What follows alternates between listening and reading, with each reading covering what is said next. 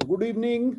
आज स्टार्ट करेंगे बेटा सेंटर ऑफ मास को और डिस्कस करेंगे कि सेंटर ऑफ मास पे बड़े सिंपल से क्वेश्चंस जो आते हैं, ठीक है, उन सबको देखेंगे किस तरह से वो सॉल्व होंगे। बहुत प्यारा चैप्टर है, सिंपल से फॉर्मूले थे, आप सबको भी बड़े अच्छे लगते थे, ठीक है ना। तो सबको याद भी होंगे, जो लोगों ने बाद में ज्वाइन किया है उनको भी याद होंगे। अगर भूल गए हैं तो एक क्विक रिवीजन, और कुछ पोर्शन इसका हम पहले डिस्कस कर चुके हैं, जिनमें कंजर्वेशन ऑफ लीनियर मोमेंटम वाली जो चीजें थी वो हमने पहले कोलिजन के साथ डिस्कस कर लिया था, तो उनको यहां पर डिस्कस नहीं करेंगे। और बाकी जो क्वेश्चंस आपको आएंगे वो आपको दिखाएंगे कि सेंटर ऑफ मास में किस तरह के क्वेश्चंस आ सकते हैं, ठीक है। तो पहले अगेन जो हमारा मेथड है कि कॉन्सेप्ट्स की हम बात करेंगे। तो जब हम बात करते हैं सेंटर ऑफ मास की, तो सबसे पहले बात होती है डिस्क्रीट सिस्टम के लिए,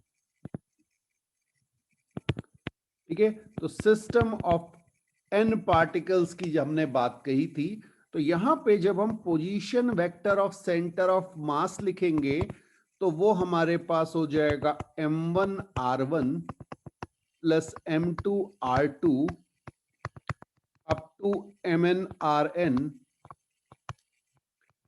divided by m1 plus m2 up to mn। Fine. अब यहां पर देख लेते हैं कि भाई ये क्या क्या चीजें हैं इनमें। तो सपोज हमारे पास ये एक m1 मास है, एक m2 मास है, इस तरह से टोटल mn मास रखे हुए हैं। यहां कहीं पे हमारा ओरिजिन है, ये हमारा पोजीशन वेक्टर r1 हो गया, ये r2 हो गया, और इसी तरह से position vector rn। Clear.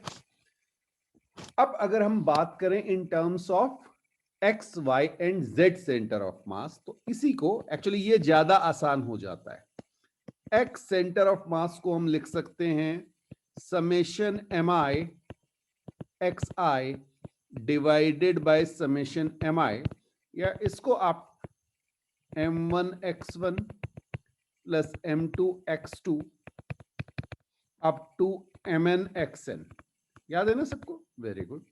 Divided by, आप टोटल मास भी लिख सकते हैं, मैं अभी पूरा लिख रहा हूं m1 plus m2 up to mn। ये हमारा हो गया x centre of mass. Similarly y centre of mass को आप लिख सकते हैं summation M I Y I divided by summation M I, और इसी तरह से z सेंटर ऑफ मास को हम लिख सकते हैं summation M I Z I divided by summation M I. बहुत स्ट्रेट क्वेश्चंस इस पे मिलते हैं। पार्टिकल आपको 3-4 कुछ भी दिए जा सकते हैं, कुछ कंडीशंस दे देते हैं, कई बार उनके कोऑर्डिनेट्स दे देते हैं, तो आप इनके बेसिस पे इनको सॉल्व कर सकते हैं। फाइन। तो ये हमारा था पहला जो वो है डिस्क्रीट सिस्टम के लिए। आगे बात करेंगे, हाँ जी, कंटिन्यूअस सिस्टम। इस पे भी स्ट्रेट वे में क्वेश्चन मिलते हैं, ये थोड़े से बढ़िया होते आसान है, लेकिन हाँ हर एक के बस की बात नहीं होती, क्योंकि इंटीग्रेशन का एप्लीकेशन आ जाता है। तो कंटिन्यूअस सिस्टम, तो जब आप बात करते हैं कंटिन्यूअस सिस्टम की, तो आर सेंटर ऑफ मास को आप लिखते हैं integration R D M by integration D M. ये जनरल है, लेकिन इन कंपोनेंट फॉर्म्स अगर आप लिखेंगे एक्स वाई जेड के टर्म्स में, तो वो भी लिख लीजिए in component forms. X centre of mass अगर आपको चाहिए तो जनरली यही फॉर्मूले वैलिड होते हैं, that is integration x d M by integration D m. Similarly अगर आप बात करें वाई सेंटर ऑफ मास की, तो ये आपका हो जाता है integration y d m. Obviously limit डालनी पड़ेगी आपको, हाँ वो अभी क्वेश्चन करेंगे तब समझ में आएगा कि कैसे लिमिट डालनी है। और यहां पे z centre of mass is equal to integration z d M by integration D m. Clear. तो ये आपके पास डिस्क्रीट सिस्टम और कंटिन्यूअस सिस्टम के लिए हमारे फॉर्मूले हो गए। इस पे एक अगर एग्जाम्पल ले लें, मान लीजिए मैं आपसे कहूं मेरे पास सपोज एक रॉड है, ये मेरा कंटिन्यूअस सिस्टम है, ठीक है, और इस पे आपको मैं लेमडा को वेरी करा दूं, लेट से a प्लस बी एक्स, और इसके एक एंड को मैं कहूं x is equal to okay, यहां पे हम ले लेते हैं L1 और इसको हम ले लेते हैं L2। ये समझ में आया? हाँ, मैंने जनरल कर दिया, ओरिजिन नहीं लिया है, आप ओरिजिन भी ले सकते हैं, बट यहां पे मैंने L1 L2 ले लिया है। तो अब अगर मैं बात करूंगा x सेंटर ऑफ मास की, तो वो कैसे कहा जाएगा? देखिए, आप कहेंगे सर x डिस्टेंस पर एक छोटा सा एलिमेंट है जिसकी लेंथ है dx, तो इसका जो मास हो जाएगा एक पार्टिकल की तरह ट्रीट होगा, दैट इज dm, और यहां पे मैं लिख दूंगा x integration x dm bye integration dm, limit डाल देंगे L1 से L2। जनरलाइज दिखा दिया मैंने आपको ये, ठीक है, और dm की वैल्यू जो है वो मेरी हो जाएगी लेमडा dx। क्लियर? तो जब आप इस वैल्यू को यहां पे रखेंगे तो ये आपके पास आ जाएगा x into a plus b x dx integration limit L1 to L2 divided by integration a plus b x dx limit L1 to L2। ये मेरे पास x सेंटर ऑफ मास आ गया। इसको सॉल्व करेंगे तो हमारा आंसर आ जाएगा। क्लियर है? ओके,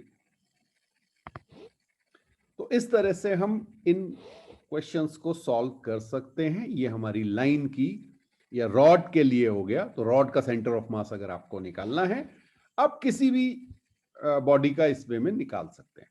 ठीक है जी। अब एक चीज का और ध्यान रखिएगा, मान लीजिए मैंने रॉड ऐसे रख दी है, मान लीजिए इस तरह से रॉड है, तो यहां पर आप y ले लेंगे, बस x की वैल्यू 0, y सेंटर ऑफ मास ले लेंगे, ये ध्यान रखिएगा। ठीक है, वेरी गुड। अच्छा, इसके बाद कुछ चीजें जब हमने पढ़ा था सेंटर ऑफ मास को, तो हमने कहा था आपको याद होनी चाहिए, और वो थे हाँ, centre of mass of common system. Standard system भी कह सकते हैं, कॉमन सिस्टम्स भी कह सकते हैं। तो इसमें अगर हम पहली बात करें तो टू पार्टिकल सिस्टम इसमें आता है। Two particle system, fine. जब आप टू पार्टिकल सिस्टम की बात करते हैं तो लेट से हमारे पास दो पार्टिकल हैं m1 m2, और से इनके बीच का डिस्टेंस है r। ओके, अब बेटा सेंटर ऑफ मास और एक अजम्पशन और ले लेते हैं, m1 is greater than m2। तो इसमें कुछ पॉइंट्स थे हमारे, जिनमें पहला पॉइंट हमारा था कि centre of mass, okay, centre of mass is close to heavier mass. यही था इसका मतलब, अगर m1 बड़ा है तो सेंटर ऑफ मास यहां कहीं पे आ जाएगा। चलिए, मान लीजिए सेंटर ऑफ मास है, यहां पे मैं लिख दे रहा हूं ये सेंटर ऑफ मास है, इस डिस्टेंस को मैं कहूं L1 और इस डिस्टेंस को कहूं L2। ये बेटा याद रहने चाहिए। और जब आप बात करें L1 की, सो L1 आपका आ जाता है opposite mass divided by total mass into R, और सिमिलरली L2 आपका आ जाएगा m1 bye m1 plus m2 into R। ये बहुत ज्यादा यूज में आएगा। क्लियर? तो ये आपको एक याद होना चाहिए। इसके बाद जो आप सेकंड स्टैंडर्ड पार्टिकल की बात करते हैं, हाँ जी, सेकंड पार्टिकल, सॉरी, सेकंड जो बॉडी की आप बात करते हैं, वो आपका हो जाता है कोन, और कोन में आपके पास 2 थे, और ये जेईई मेंस में पहले भी पूछा गया है बेटा।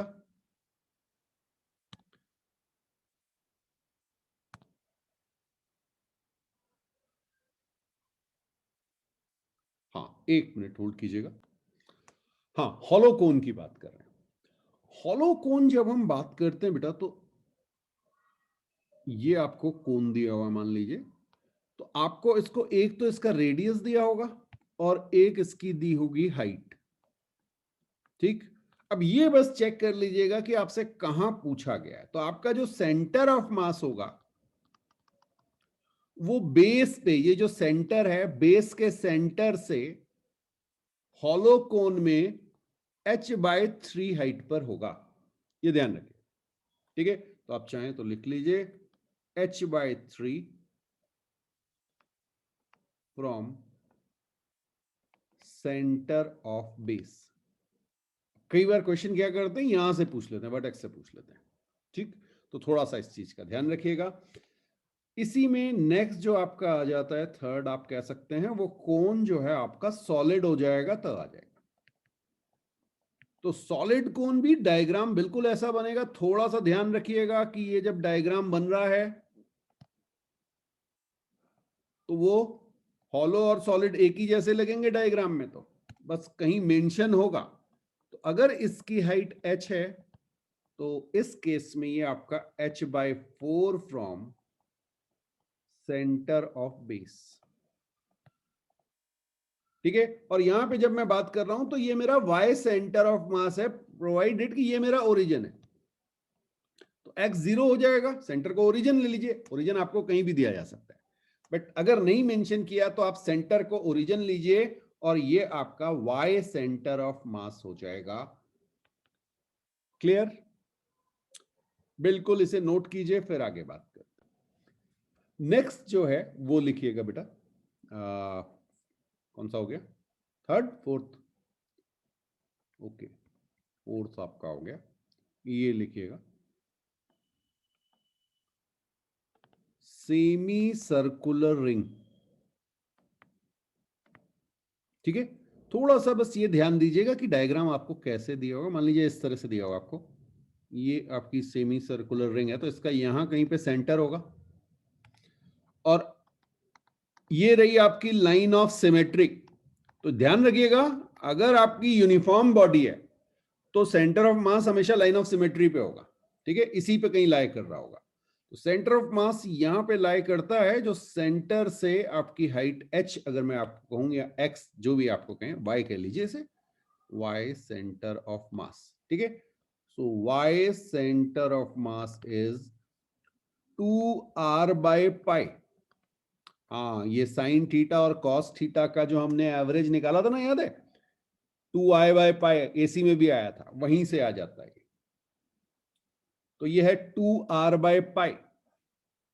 इसके बाद जब आप बात करेंगे तो वो आपके पास होगा semi circular disc. Semi circular disc, जब आप सेमी सर्कुलर डिस्क की बात करेंगे तो ये इस तरह से आपके पास बनी होगी। हाँ, इसको सेमी सर्कुलर डिस्क दिखाने के लिए हम कुछ कलर कर देते हैं, शेड दे देते हैं हल्का सा इस तरह से।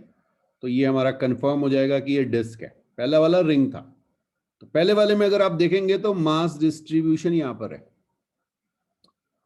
और यहां पर पूरे में डिस्ट्रीब्यूटेड है। ठीक है, अब फिर से ये आपकी लाइन ऑफ सिमेट्री रही, यहां पे आपका सेंटर ऑफ मास होगा, और y सेंटर ऑफ मास की अगर आप बात करेंगे तो ये आपका आता है 4r/3π, where r is the radius of this disc. यहां पे r is the radius of the ring. तो ये दोनों और इंपॉर्टेंट हो गए। ठीक, इसके अलावा एक और देख लेते हैं, ये था आपका हेमीस्फेरिकल शेल। हेमीस्फेरिकल शेल,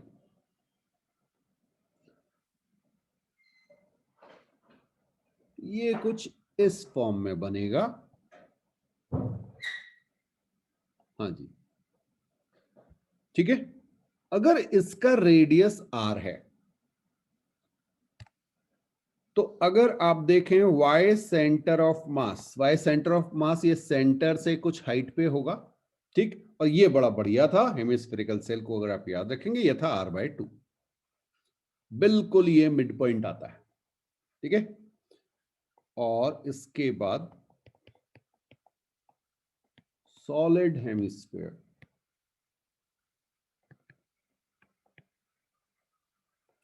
हाँ जी, किसी बॉल को, सॉलिड बॉल को आपने कट कर दिया, तो इसके लिए दिखाने के लिए हम फिर से यहां पे कुछ कलर कर देते हैं जिससे हमें समझ में आए कि ये कुछ सॉलिड पार्ट है।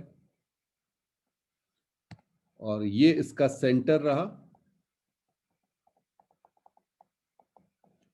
सेंटर से ये जो आपका y सेंटर ऑफ मास आएगा, y सेंटर ऑफ मास, बिल्कुल सही कहा आपने, बिल्कुल सही याद है आपको बेटा, ये है 3r/8।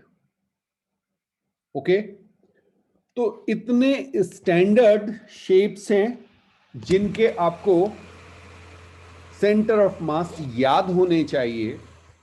इन पे कई बार हो सकता है डायरेक्ट मिल जाए तो आपको 10 सेकंड 15 सेकंड लगने, बाकी वो क्वेश्चन पढ़ने में जितना टाइम लगा 20 सेकंड वो मान लीजिए, सीधे सीधे आपको पता होगा, आप वैल्यू डाल रहे हो। नेक्स्ट देखते हैं बेटा, यहां पर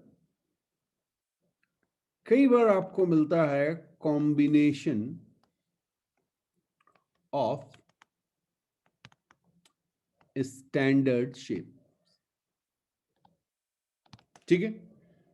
जैसे आप कहें कि आपके पास एक बॉल दी हुई है आपको, फिर आपको एक ऐसे करके सॉलिड कोन दिया हुआ है, ठीक है, ये एक सिस्टम बना दिया, यहाँ पे आपका क्यूब रख दिया गया या स्क्वायर, जो भी आपको दिया जाए इस तरह से दिया जा सकता है। और इन सब के आपको सेंटर ऑफ मास पता होते हैं। तो इसको मैं कह रहा हूं 1 बॉडी, इसको कह रहा हूं 2 बॉडी, इसको कह रहा हूं 3 बॉडी। आप कोन, स्फेयर, क्यूब लिख सकते हैं, ठीक है।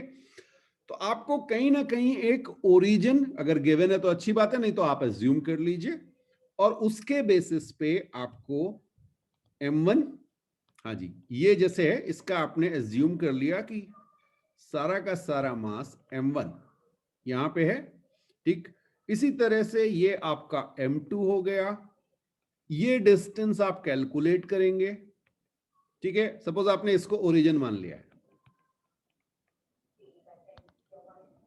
सपोज आपने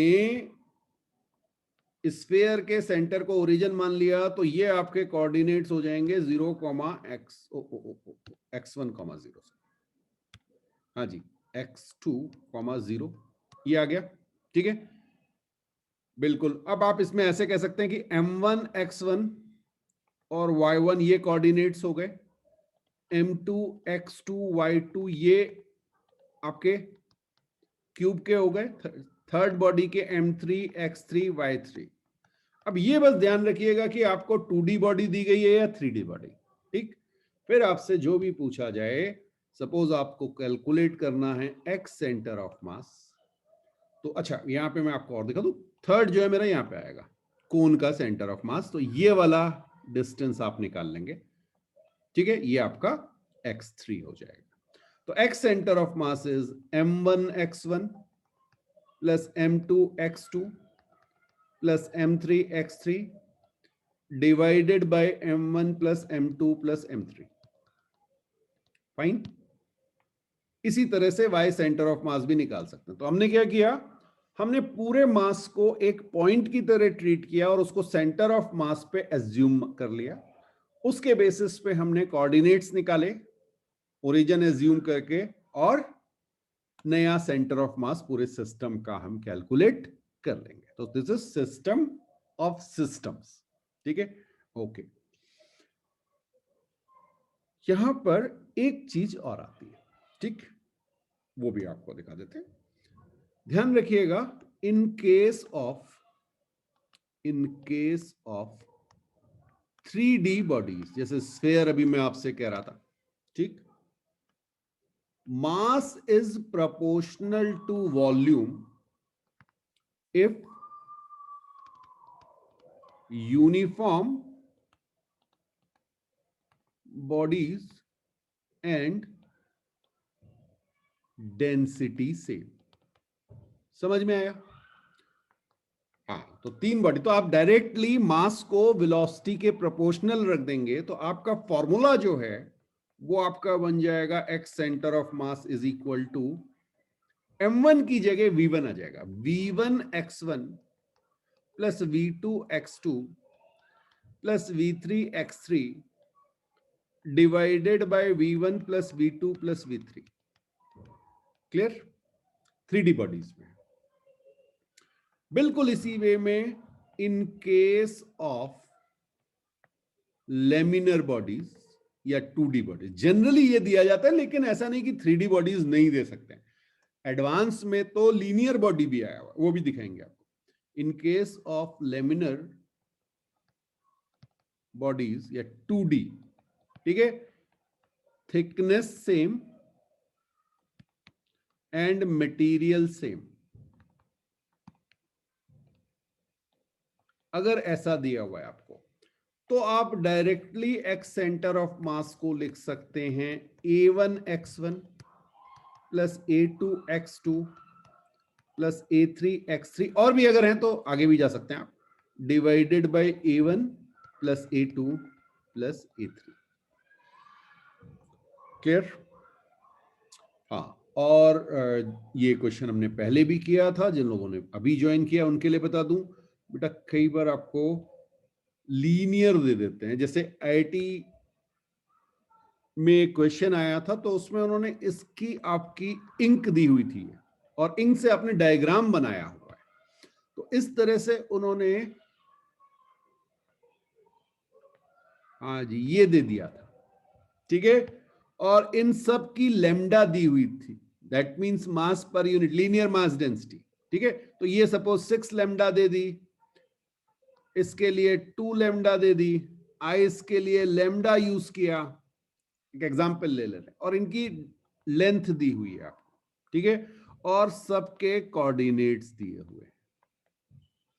तो वो पूछेगा इस पूरे सिस्टम का सेंटर ऑफ मास कहां पर है, तो यहां पे भी वही चीज है बेटा, 1 2 3 4 5 बॉडीज एज्यूम करके m1 x1 plus m2 x2, या आप यहां पे कह सकते हैं mass is proportional to lambda L.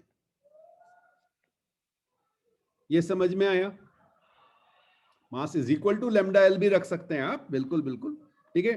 तो क्योंकि 2 चीजें ना, डायरेक्टली लेंथ पे नहीं है। हाँ, अगर उन्होंने कह दिया सारी की सारी लेंथ लेमडा सेम है, तो फिर m is proportional to length हो जाएगा, ठीक है। तो इस पे आपको क्वेश्चन मिल सकते हैं। इसके बाद ऑल्दो इन पे हम क्वेश्चंस देख चुके हैं, that is motion of centre of mass, but फिर भी फॉर्मूले तो नोट कर ही लीजिए। मोशन ऑफ सेंटर ऑफ मास, जैसे हम आपसे कहें v सेंटर ऑफ मास, तो बिल्कुल आप सबको ये फॉर्मूला याद है, m1 v1 plus m2 v2, अगर n पार्टिकल आपके पास हैं तो ये आपका हो जाता था mn vn divided by m1 plus m2 up to mn। Clear? Similarly a centre of mass जब आप लिखेंगे तो ये आपका हो जाएगा m1 a1 plus m2 a2 up to mn an divided by m1 plus m2 up to mn। ठीक है जी। अच्छा, अब यहां पर एक चीज बहुत ध्यान से बेटा, v1 जब मैं कहता हूं तो डायरेक्शन एंड मैग्नीट्यूड दोनों होते हैं, दोनों का ही ध्यान रखना जरूरी है। तो यहां पे लिख लीजिए take care of direction and magnitude both. तो अगर कोई अपोजिट डायरेक्शन में आ रहा है तो बिल्कुल आप उसको माइनस या प्लस लिखेंगे, ठीक। तो एक सिंपल सा इस पे एग्जाम्पल भी देख लेते हैं, और हो सकता है ये मिल जाए, कई बार मिला है ये। हाँ, पहला एग्जाम्पल हमने देखा था इस पे, तो एक बार रिवाइज भी कर लेते हैं। एटवुड मशीन हमने पढ़ी थी, यहां M1 है, यहां M2 है। आपको बताना है what is a centre of मास। ठीक है, तो सबसे पहले तो आप एक्सेलरेशन एज्यूम करेंगे। ठीक है, हाँ, दोनों जो है सेम हो जाएंगे, बिल्कुल सही बात है आपकी। अब अगर आप देखें, provided M1 is greater than M2, तभी तो ये नीचे जा रहा है ना। ओके, अब अगर आप देखें तो आपका एक्सेलरेशन जो आ जाता है वो आता है M1 minus M2 upon M1 plus M2 into G. ये सबको याद होता है। चलिए, अब जरा सी ध्यान देने वाली चीज क्या है, जब मैं बात करूंगा बेटा ए सेंटर ऑफ मास की, तो देखिए M1 इंटू माइनस ए प्लस M2 इंटू प्लस ए, हाँ जी, डिवाइडेड बाय, तो ये वेक्टर साइन था ना, इसलिए मैंने उसको प्लस माइनस लिखा है, डायरेक्शन में ध्यान दे रहा हूं, एक नीचे आ रही, नीचे वाले को नेगेटिव के लिया है, divided by M1 plus M2, ये आएगा बेटा। क्लियर? तो इसको जब आप देखेंगे तो ये आपका आ जाएगा minus M1 minus M2 upon M1 plus M2 into A, और ए की वैल्यू जब आप इस पे रखेंगे तो ये याद रखने वाली चीज है, M1 minus M2 by M1 plus M2 whole square into G. ये आपका आ जाता है ए सेंटर ऑफ मास। ये सिर्फ मैंने एक एग्जांपल दिया आपको, बिल्कुल इसे नोट कीजिए, सीधे सीधे आपको जेईई मेंस में ये मिल सकता है। मैं ये नहीं कह रहा हूं, गारंटी किसी की नहीं दे रहा हूं, बट हाँ, इस तरह के क्वेश्चंस आ जाते हैं। अब बेटा एक और, ये मुझे लगता है कि आपको बिल्कुल इस तरह की चीज पूछी जा सकती है। देखिए मैं आपको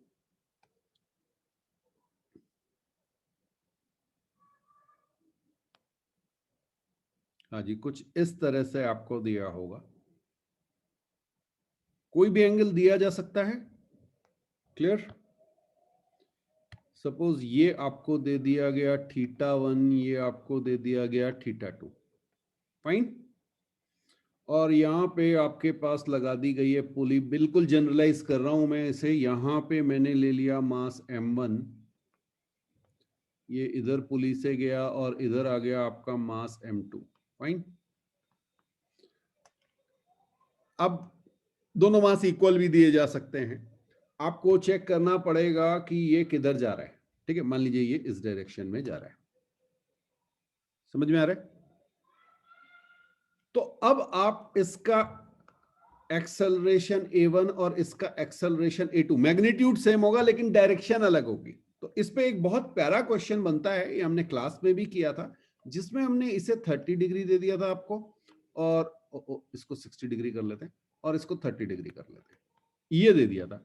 तो इस केस में आपका ये जो एंगल था ये कितना आ गया था बेटा? 90 डिग्री।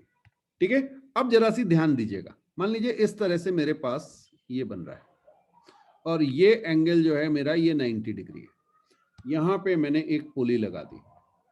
चलिए यहां पे मैंने M1 कर दिया है, इधर M2, ये मास की वैल्यू मैंने आपको दी होंगी, ये आपका 60 डिग्री है, ये 30 डिग्री, जो भी आ गया। क्लियर? आपने एक्सेलरेशन निकाल लिया। अब आप क्या करेंगे, आप बेटा इसकी डायरेक्शन ले लीजिए आई कैप और इसकी डायरेक्शन ले लीजिए जे कैप, फाइन। आप चाहो तो ऊपर ले लो, कोई बात नहीं, कोई बात नहीं, ऊपर ले लो, ये ले लो, कोई बात नहीं, वो आपके ऊपर है, डायरेक्शन तो आपके ऊपर है ना, ये ले लो, आई कैप जे कैप ऐसे ले लो। अब अगर मान लीजिए ये इधर जा रहा है, ये इधर जा रहा है, 90 डिग्री पे तो आप मान सकते हैं ना, तो ये बड़ा आसान हो जाएगा, आप सीधे सीधे करेंगे M1 A1 plus M2 A2 divided by M1 plus M2, ये आपका ए सेंटर ऑफ मास हो जाएगा। क्लियर है? ये आपका ए सेंटर ऑफ मास हो जाएगा और ये आपका आएगा आई कैप एंड जे कैप के टर्म्स में, और उसके बाद आप वो एंगल कैलकुलेट कर सकते हैं। आप बता सकते हैं कि आपका ये किस डायरेक्शन में सेंटर ऑफ मास मूव कर रहा होगा। फाइन। हाँ, तो वो किसी भी लाइन पे आ सकता है, ऐसे करके कोई लाइन उस इस पे जा सकता है, डिपेंड करेगा M1 M2 में कौन हैवियर है, या वो इस तरह की लाइन होगी इन पे मूव कर सकता है। क्लियर? तो कहीं ना कहीं से कोई लाइन पास हो रही होगी जिससे ये मूव कर रहा होगा। तो इस तरह के क्वेश्चंस आपको मिल सकते हैं। अच्छा, और इसके अलावा जो सेंटर ऑफ मास में सबसे ज्यादा इंपॉर्टेंट है, सबसे ज्यादा क्वेश्चन आज तक जिसके आए होंगे, वो है बेटा रिमूवल ऑफ एनी पार्ट। ठीक, जैसे आपको एक डिस्क दे दी और इस डिस्क में से आपसे कहा कि एक और डिस्क रिमूव कर दी गई, और ये जो रिमेनिंग पोर्शन है इसका सेंटर ऑफ मास आपने बताना है। ठीक है, बस एक चीज का बेटा ध्यान रखना कि आंख बंद करके इस डायग्राम को देख के ये मत सोच लेना मैक्सिमम केसेस में डिस्क होती है, लेकिन हमेशा डिस्क होगी ऐसा नहीं है। ठीक है, तो आपको जो भी बॉडी दी गई है, 3D है तो 3D और 2D है तो TD पहले चेक कर लीजिएगा, और उसके बाद आप एक्स सेंटर ऑफ मास के लिए फॉर्मूला लगा लेंगे। देखिए, ये सबसे पहले ढूंढिएगा लाइन ऑफ सिमेट्री। तो ये आपकी लाइन ऑफ सिमेट्री हो गई, दिख रही है? रेड कलर से मैंने आपको लाइन ऑफ सिमेट्री दिखा दी है। ठीक है, मान लीजिए ये मेरे पास सेंटर था, इस सेंटर को अगर गिवन नहीं है तो इसको ओरिजिन मान लीजिएगा, सबसे आसान हो जाएगा। क्लियर? तो x centre of mass is x total, या मास टोटल कर लीजिए, जस्ट अ मोमेंट। हाँ बेटा, mass total into x total minus mass removed into x removed divided bye m total minus m removed. ये आपका formula हो जाएगा सीधे सीधे। ठीक है, तो जैसे अगर आपसे कहा जाए कि भाई ये रेडियस r है और ये वाला रेडियस r से तो कम ही है ना ये, हाँ, और r/2 से भी कम है, तो मान लीजिए r/3 मैंने आपको दे दिया ये रेडियस। ठीक है,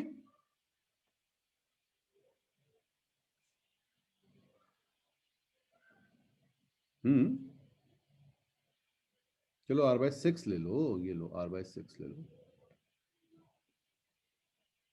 ठीक, कुछ भी रेडियस दिया जा सकता है, एक स्मॉल r भी कर सकते हैं आप। तो अगर ये ध्यान रखना, अगर मैंने आपसे कहा ये स्फेयर है,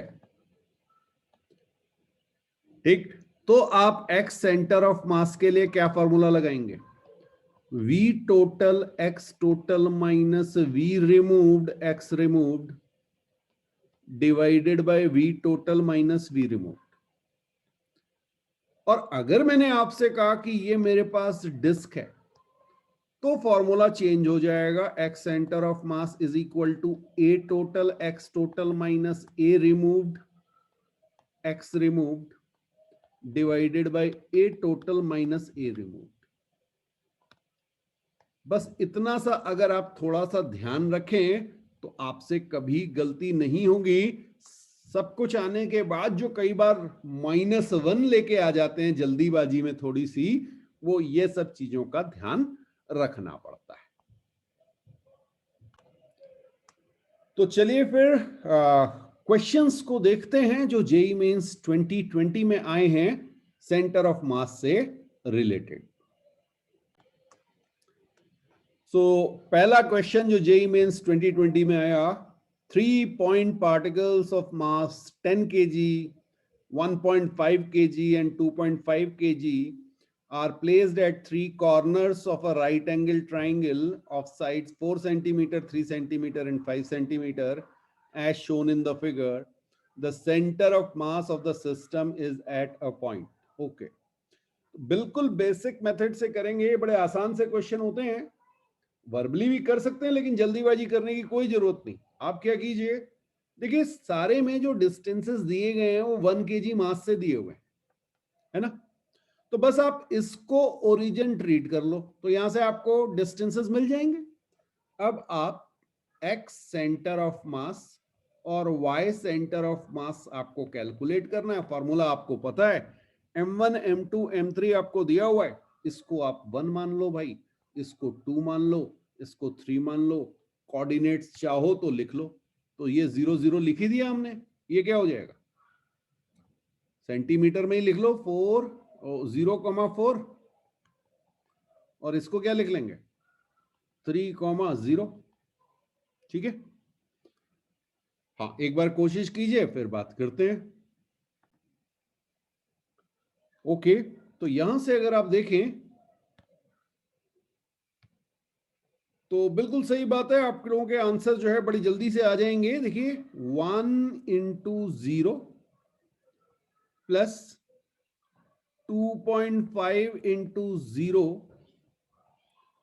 प्लस 1.5 × 3, ऐसा रहा है, डिवाइडेड बाय, सबको ऐड कर दें तो ये 5 आ गया, और यहां से आपने किया तो ये 0.9 सेंटीमीटर आ गया, और सीधे सीधे बस आपने x सेंटर ऑफ मास निकाला, और ये देखिए ये आपको दिख रहा है, ये आपका आंसर करेक्ट हो गया। तो इतने आसान क्वेश्चन मिलते हैं आपको।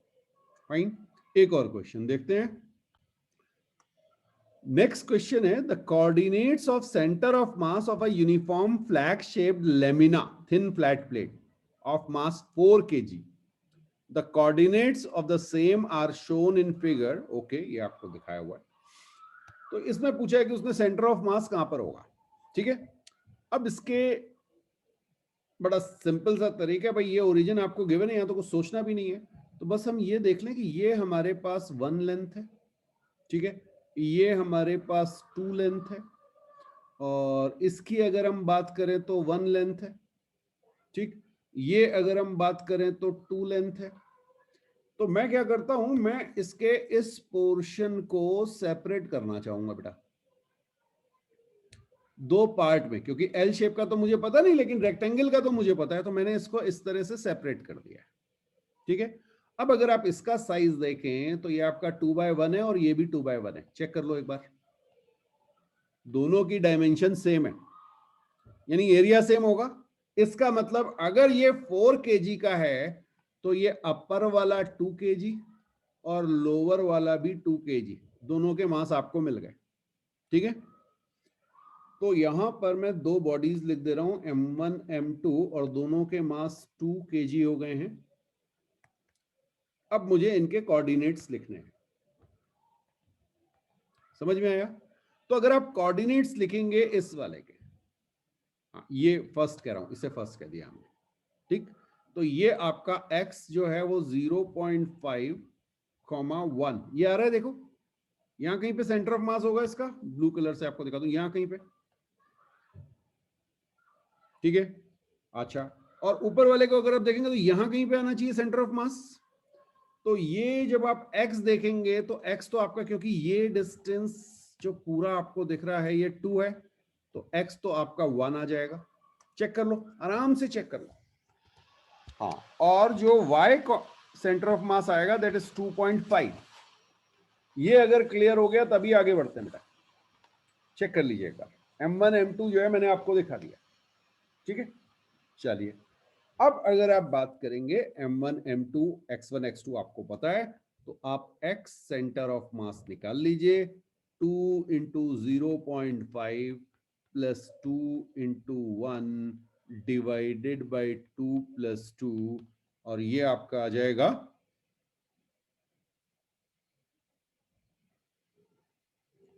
हाँ जी 1 और 3/4 दैट इज 0.75, 0.75 मीटर, x पे 0.75 आ गया। तो इतना तो क्लियर है आपके कि भाई ये दोनों तो एलिमिनेट हो चुके हैं।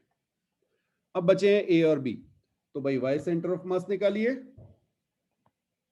हाँ जी, y सेंटर ऑफ मास अगर हम निकालेंगे तो y सेंटर ऑफ मास कितना आ जाएगा, बहुत बढ़िया, 2 into 1 plus 2 into 2.5 divided by 4, तो ये आपका 7/4 आ गया, और 1.75 बिल्कुल सही आपका आंसर बी, बिल्कुल आपने भेज दिया था मुझे, तो बी आंसर आ गया बेटा, यही आपका आंसर है।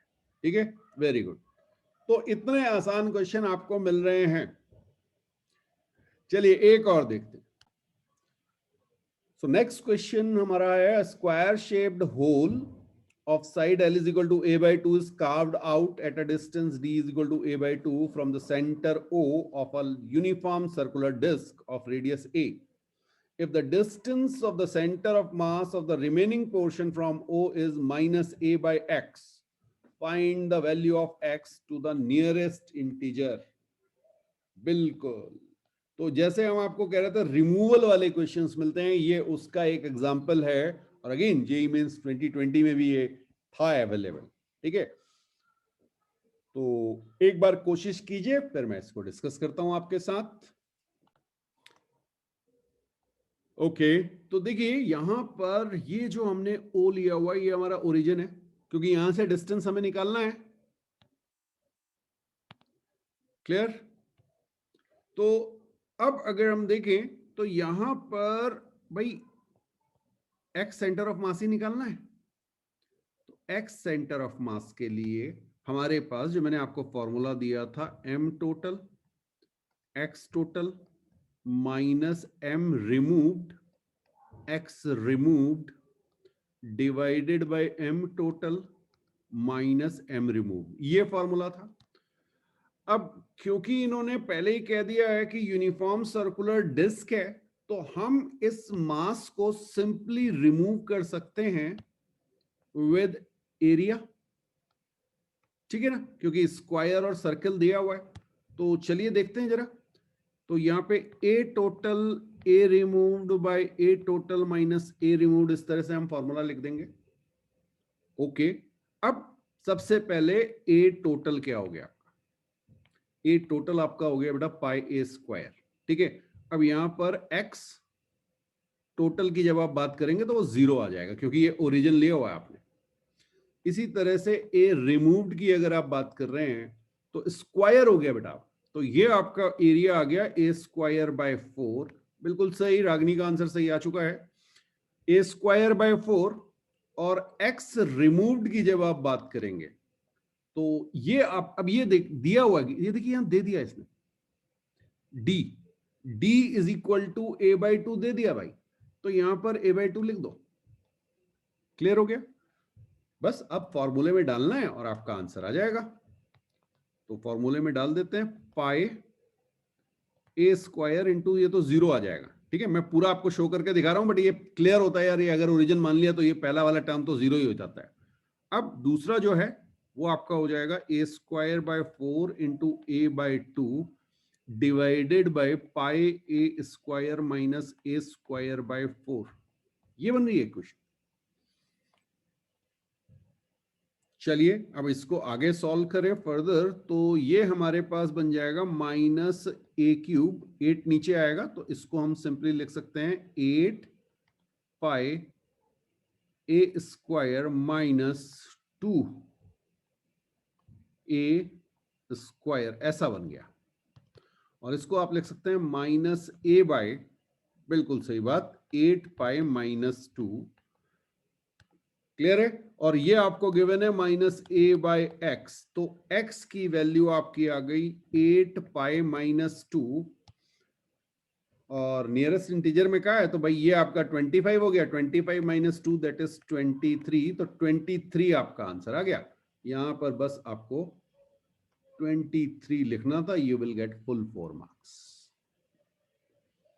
ठीक है, तो बढ़िया क्वेश्चन, बिल्कुल बेसिक्स पे, जिस पे क्वेश्चंस हमने आपको पहले कराए थे उन्हीं पे बेस क्वेश्चंस मिल रहे हैं आपको। एक और देखते हैं। The center of mass of a solid hemisphere of radius 8 centimeter is x centimeter from the center of the flat surface. Then the value of x is, okay, solid, solid, solid, solid के लिए अगर ये distance x था तो ये x कितना था अगर रेडियस r है तो?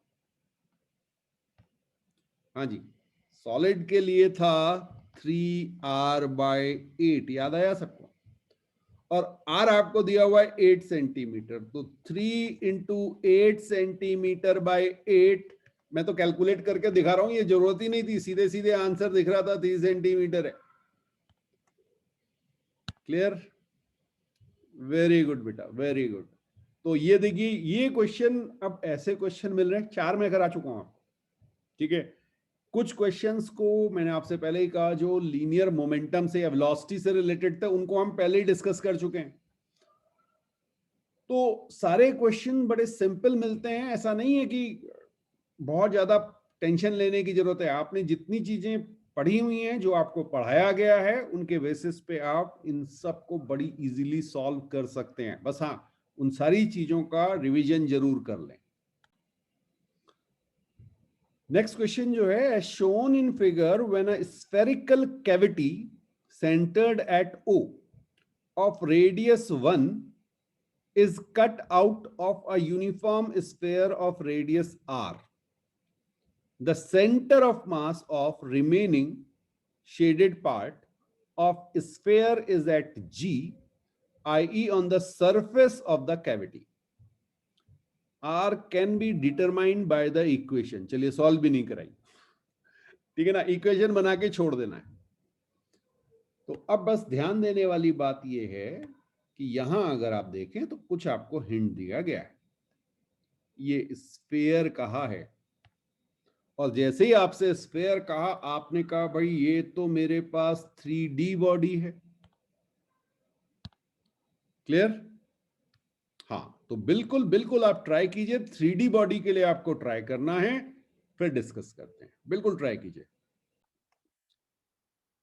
तो बेटा 3D बॉडी के लिए हम सीधे सीधे फॉर्मूला लगा सकते हैं, x centre of mass is equal to v total x total minus v removed x removed divided by v total minus v removed. Clear? अब v टोटल की अगर मैं बात करूं तो 4/3πr³ ये आ जाएगा, और x टोटल की बात करूं तो ये 0 आ जाएगा। v रिमूव्ड की अगर बात करें तो 4/3π, 1 दिया हुआ है रेडियस, तो 1³ आ जाएगा। अब बात आई ये क्या आएगा, x रिमूव्ड, ठीक है। तो थोड़ा सा मैं आपको ये इनलार्ज करके दिखा रहा हूं बेटा। देखिए, ये जो डिस्टेंस है वो है r, और ये जो डिस्टेंस है वो है 1, ठीक? ओके, अच्छी बात है। तो इसको मैं सीधे सीधे लिख देता हूं, r-1 लिख दूं, तो x रिमूव्ड इज r-1, ठीक है जी। चलिए, और x सेंटर ऑफ मास जिसे आपने g कहा है वो कितना है, वो भी देख लें जरा। हाँ, फिर से एक बार देखें इनलार्ज करके। ये हमने देखा। अब बेटा ये जो टोटल डिस्टेंस है ये आपका 2 है, और सॉरी, हाँ ठीक है ठीक है, ये 2 है ना, ये 2 है, और ये वाला डिस्टेंस r है। तो CG के अगर आप मैग्नीट्यूड की बात करेंगे तो कितना आ जाएगा, 2 माइनस r। और जब आप x सेंटर ऑफ मास की बात करेंगे तो ओरिजिन से देखेंगे तो ये आपका आ जाएगा -2 माइनस r। ये समझ में आया? चलिए बस इसमें फॉर्मूले में रख देते हैं। तो ये मेरा आ गया -2 minus r is equal to, okay, v total into x total, तो 0 हो जाएगा, यहां पे माइनस लिख रहा हूं। v removed that is 4/3π into r-1 divided by 4/3πr³ minus 4/3π into 1, ये बन रहा है। क्लियर? अब माइनस माइनस को तो बेटा पहले यहां से गायब कर दें, और 4/3π ये कट गया। अब ये आपके पास बचा r-1/r³ - 1 और मेरे ख्याल से आपका आंसर आ चुका है। ठीक है, इसको आप कैंसिल कीजिए, यहाँ पे 1 आया, यहाँ पे r² प्लस r+1, हाँ a³ - b³ है बिल्कुल। तो आपका यहाँ पे सीधे सीधे आंसर आ गया 2 - r into r² plus r+1 is equal to 1। तो ये आपके पास अगर कोई ऑप्शन है तो वो आपका आंसर है और ये ऑप्शन आपका रहा ए। तो दिखने में जरूर थोड़ा सा कॉम्प्लेक्स था, मैं ये कहूंगा कि सिंपल नहीं था, सीधे फॉर्मूले बेस पे नहीं था। पहले तो आपको ये देखना था कि ये स्फेयर है भाई 3D में, अगर आप किसी ने डिस्क मान के कर दिया तो वो तो ढूंढता रहेगा, टाइम भी वेस्ट होगा। तो जल्दीबाजी नहीं करनी है, क्वेश्चन को बहुत ध्यान से पढ़ना है। चलिए एक और क्वेश्चन पे मूव करते हैं। नेक्स्ट क्वेश्चन है, rod of length L has non uniform linear mass density given by rho x, linear mass density ध्यान रखिएगा, a plus b x by l whole square, okay, where a and b are constant and x lies between 0 to L, okay. The value of x for the center of mass, the value of x for the center of mass of the rod is at,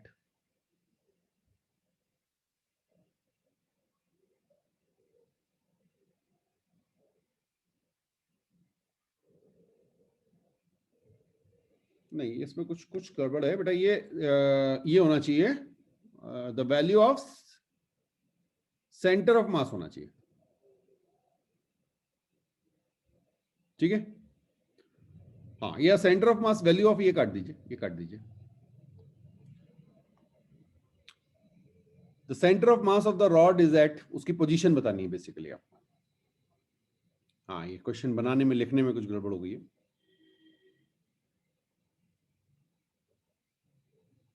तो lambda आपको दिया हुआ है, centre of मास की position बतानी हुई है, x centre of मास बताना है। अच्छा, ये एक्स सेंटर ऑफ मास है बेटा, सॉरी ये x centre of mass, the value of x, इसको सेंटर ऑफ मास कर दीजिए, हाँ वो मेरे को लगा ये वाली एक्स है, the value of x centre of मास। हाँ बिल्कुल कोशिश कीजिए, बिल्कुल कोशिश कीजिए एक बार।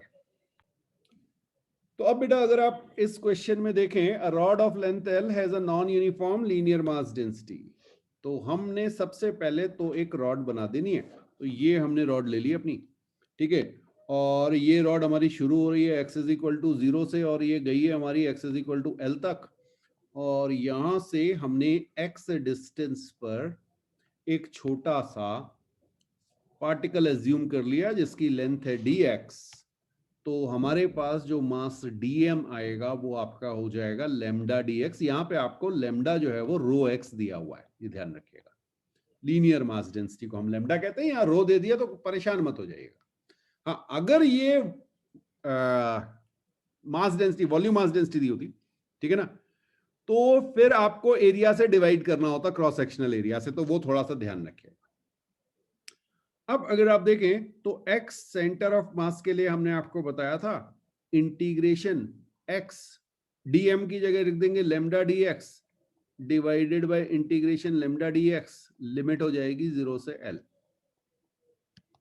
फाइन, और इसको जब आप सॉल्व करेंगे तो ये आपका आ जाएगा इंटीग्रेशन x, लेमडा की जगह आप, ओहो कहां भाग गया, जस्ट अ मोमेंट, हाँ, इंटीग्रेशन x, लेमडा क्या दिया हुआ था, a plus bx square by L square dx integration a plus bx square by L square dx, limit 0 to L, limit 0 to L। Fine, और इसको जब आप सॉल्व करेंगे तो ये आपका आ जाएगा ax square by 2 plus bx to the power 4 by 4 L square, यही आ रहा है, डिवाइडेड बाय नीचे आपका आ जाएगा ax plus bx cube by 3l square limit 0 to l, यहाँ पे लिमिट 0 to l, तो 0 डालने पे तो 0 ही हो जाना है उसे, तो सीधे सीधे वैल्यू डालें और ये आपका सॉल्व करके मैं सीधे आंसर लिख रहा हूं बेटा 3 2a plus b l by 4 times 3a plus b, ये आपका आंसर आ जाएगा। है कोई ऐसा answer? 3/4 2a plus b by 3a plus b l, ये c आपका आंसर हो गया। क्लियर? यस, ये आप वैल्यू डाल के चेक कर लीजिए, यही आंसर आना है। तो एक कहने के लिए इंटीग्रेशन का यूज था, बट बिल्कुल बेसिक प्रिंसिपल पे, हाँ, ये इंटीग्रेशन के क्वेश्चन हमने आपको बताए थे कि ये आएंगे जरूर, और ऐसे क्वेश्चन आएंगे। ठीक है, ये क्वेश्चन वेरिएबल मास पे है। A spaceship in space sweeps stationary interplanetary dust, as a result its mass increases at a rate of dm by dt is equal to bv square, where vt is instantaneous velocity. The instantaneous acceleration of the satellite is. वैसे तो मैं आपसे चाहूंगा कि बिना कुछ calculation किए आप सीधे मुझे आंसर बता दीजिए, अगर आपको समझ में आ रहा है तो। देख के ही पता चल रहा है कि आंसर कौन सा है। मैं पूरा सॉल्व करके आपको दिखाऊंगा, बट बिल्कुल आप बताइए बताइए बताइए। देखिए, जब हमने आपसे बात की थी तो हमने कहा था F is equal to dp by dt, याद है? और इसको हम लिख सकते हैं dmv बाई dt। अब यहां पर अगर मास वेरी कर रहा है तो मेरा फॉर्मूला हो जाएगा v dm by dt। Yes, बिल्कुल सही। देखिए आपके आंसर आने लग गए। हाँ, बस v dm बाई dt आपको वैल्यू पुट करनी है, तो v dm by dt given है आपको। हाँ जी, v dm by dt given है bv स्क्वायर। लेकिन लेकिन लेकिन एक चीज का ध्यान रखना पड़ेगा भाई, ये मास इंक्रीज हो रहा है तो यहाँ पे माइनस साइन आ जाएगा, ठीक है ना? क्योंकि जैसे जैसे मास इंक्रीज होगा, यस, आपका रिटार्डिंग फोर्स लगेगा, थ्रस्ट फोर्स था ना, और यहाँ पे ये आपका एफ है। तो अगर मैं आपसे पूछूं एक्सेलरेशन क्या हो गया, तो ये आपका हो गया minus B V cube divided by mass. तो इस तरह का अगर कोई ऑप्शन आपके पास है तो वही आपका आंसर है। और बिल्कुल देखिए यहाँ पे आपके पास ये दिख रहा है आंसर। क्लियर है?